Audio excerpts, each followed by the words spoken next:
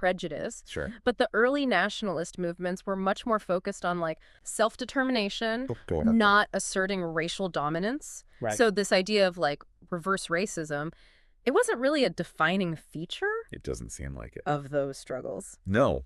That's interesting. It was more about reclaiming their own history Right.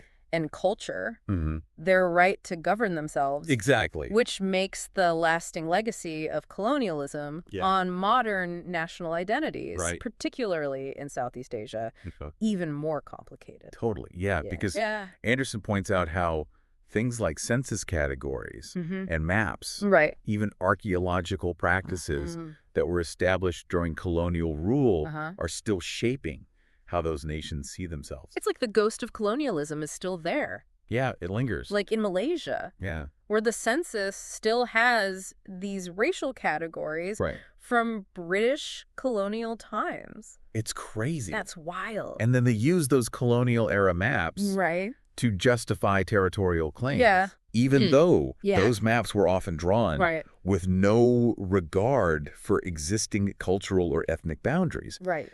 It really shows how the past is still shaping the present in these subtle but powerful ways. It's almost as if these like technical details, maps, censuses, they become part of this like shared imagination of the nation, even though they're rooted in these really problematic origins. That's a great point. It speaks to how Anderson's idea of imagined communities, it's not just some theory. No. It's about understanding how something as simple as a line on a map can become so deeply embedded in people's sense of belonging, of who they are as a nation. It's powerful stuff. It really is.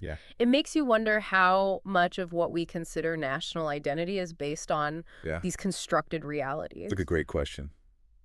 But let's take a quick pause to gather our thoughts before we dive even deeper into this.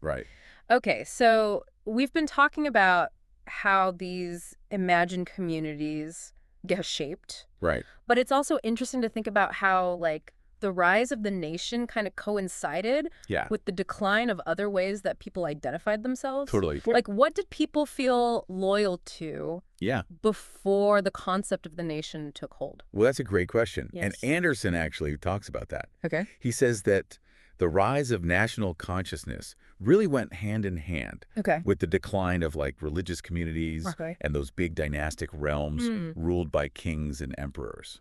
So the nation kind of became this new focal point. It did. The new community that people felt connected to. Sure. But how did that happen? Was it just like a matter of time, or were